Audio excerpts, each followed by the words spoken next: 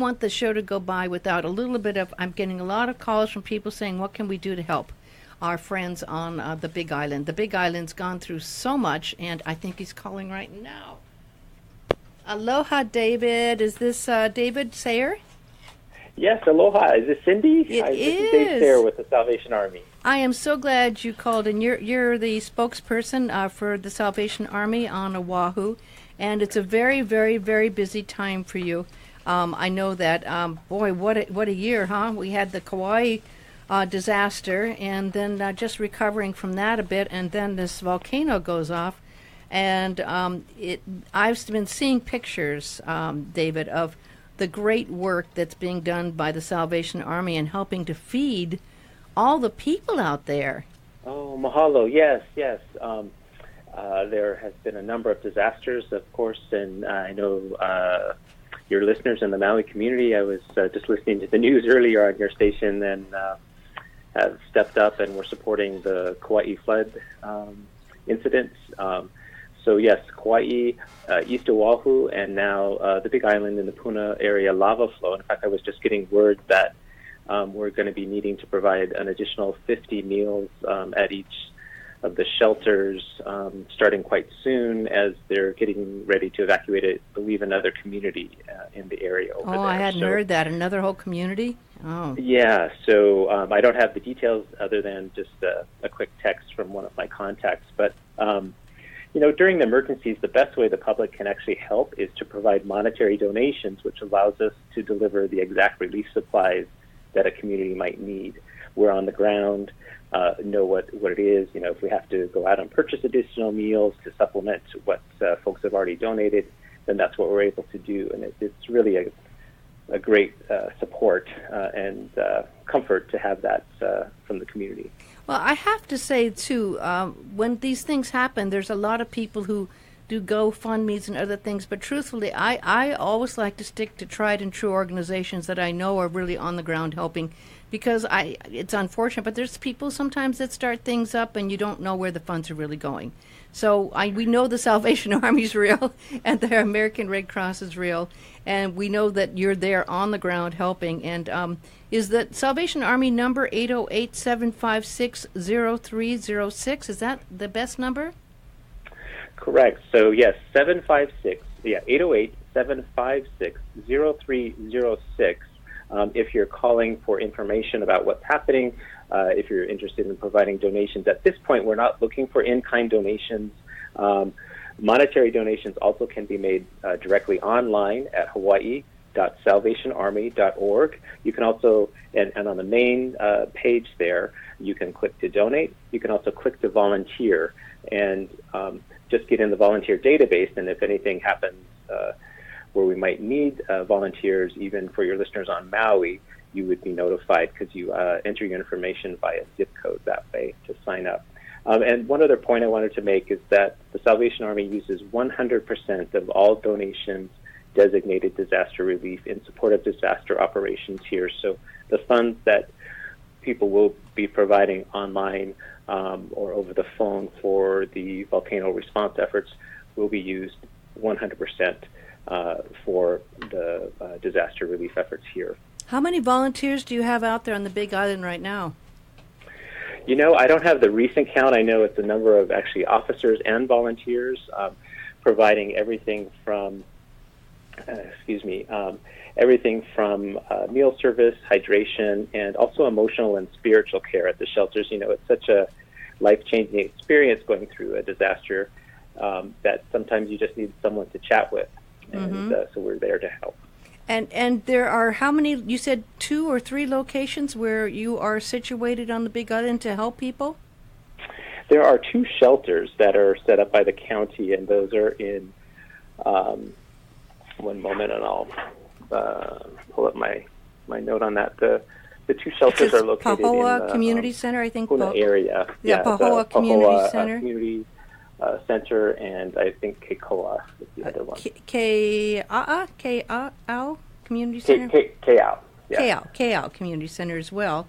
And it's interesting because there's like 1,700 plus people who have been evacuated, but I guess maybe 200 to 300 in the community center, because typically on Maui you go to a friend's house if you can, right? You don't necessarily, if you have a friend, and so many people do, you go to a friend's house, but still, even if you're at a friend's house, you still need help, because these people that were evacuated, a lot of them didn't have a lot of resources when they left.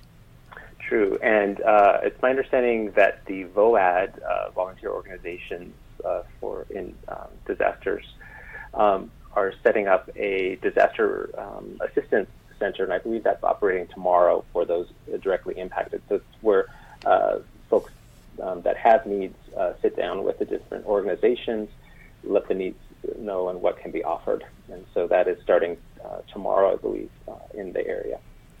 The hardest part, it's so interesting, because I know you're watching the news as much as everyone is, and then there's all the stories on Facebook and pictures people see, and one of the things it's kind of strange is a lot of people, even my friends who I've known for years, going, "Oh my gosh, I'm so sorry, the volcano's going off where you are." I said, "No, I'm on Maui.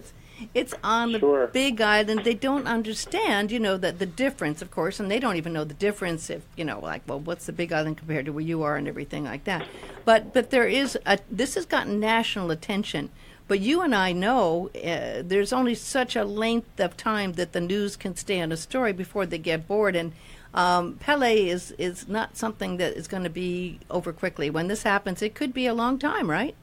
That's right. It's an ongoing issue that we're responding to. So we're in it in the long term. We're there before, during, and after an emergency. The Salvation Army operates in just about every zip code in the country, and so we are there providing support, and we'll be there after as well and helping the community rebuild. So I was looking at one of the pictures on the news story, and they were at that tent where the people were being fed, and I was blown away by the amount of food. I mean, it was just like massive amounts of food to take care of people, and that's a huge job in making sure the food's properly prepared.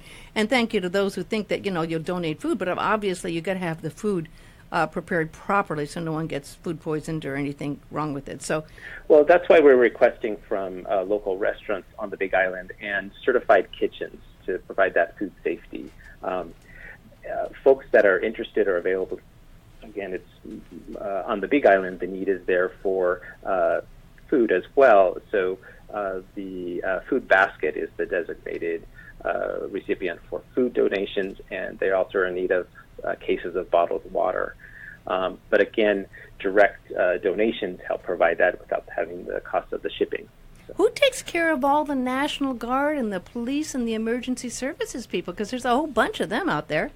That's a good question. I'm not sure. I could certainly find out and let you know off air regarding that, so you can let your listeners know. But I'm not directly involved in that, so I'm not quite sure. I know they certainly, if they're at the shelters and doing work when the meals are being served, they'd be provided. But I'm not sure on the other times how that is handled. Well, there's only really 2 major hotels there in Hilo, and then you could have to have special setups and camps, and maybe they do that for all the people that are there, because this is 24/7, and as we were saying, it's the long run. It could be months, possibly.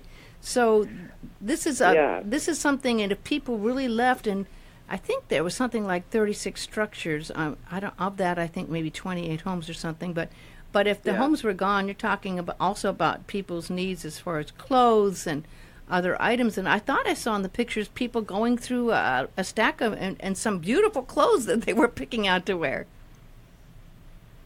We're going to be announcing, the Salvation Army, that we'll be accepting donations at our thrift stores on the Big Island, and we'll be working with some vouchers to provide those in need impacted by the current lava flow, to be able to go to our thrift stores on the Big Island and perhaps get a few items that are of need. So that's how we're addressing the situation, and it is a day-by-day situation, and like you say, people are seeking shelter at the shelters. There are some folks that aren't as comfortable with the shelter system, and so they're sleeping elsewhere, but near the shelter, so they can have been evacuated, but they are not, I guess, participating in the shelter process itself. Yeah.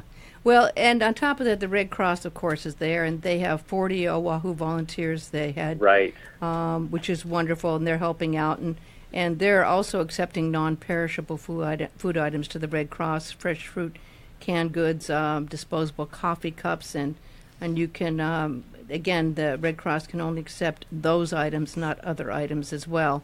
So this is a huge effort, and I think the only shining light through it is the fact that the communities do help each other, and people stay together, and they give together, and they give back, and they support each other in ways that it's kind of hard for maybe the outside communities to understand. We're also starting to hear from corporations also stepping up to assist. So, for example, First Hawaiian Bank and all their 61 branches in Hawaii, Guam, and Saipan have set up an Aloha for Hawaii fund where folks, your listeners, can stop by and make donations, and all those donations benefit the Salvation Army. In addition, Foodland has an Aloha for Puna and Pahoa disaster relief fund that starts tomorrow at all Foodland, Sack and Save, and Malama markets across the state. Great. And also High Life, which is a clothing collection online. They're providing a percentage of proceeds from their Kokua collection.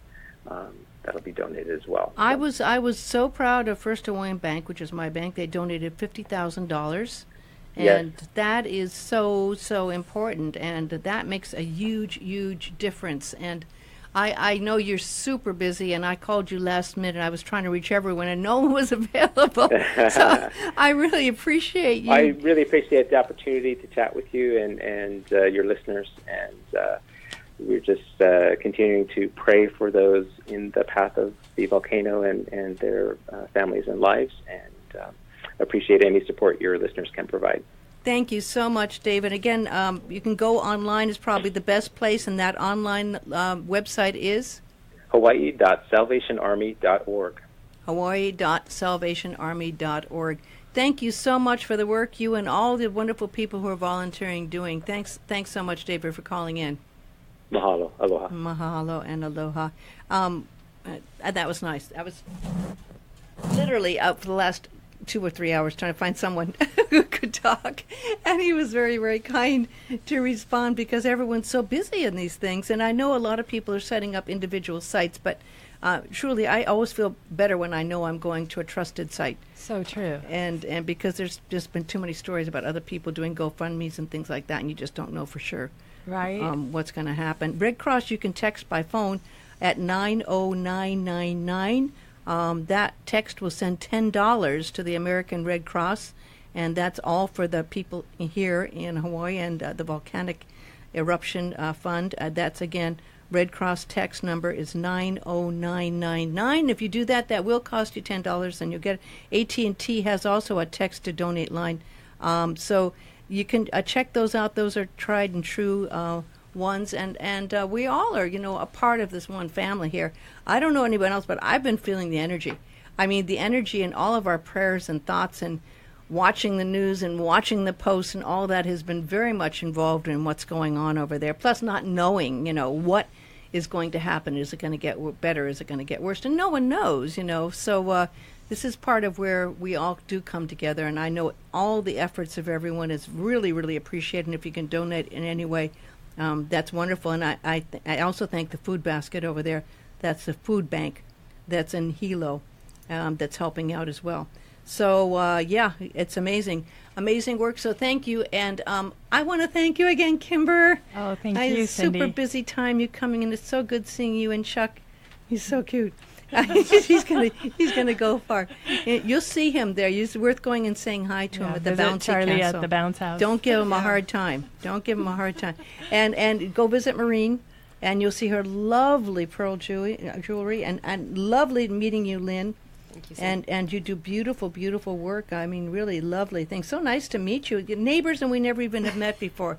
So a big mahalo to everyone, and we'll talk to you soon. Seabury Hall Saturday. See you Saturday. See you Saturday. See you Saturday. See you Saturday. See you Saturday. See you Saturday. See you Saturday.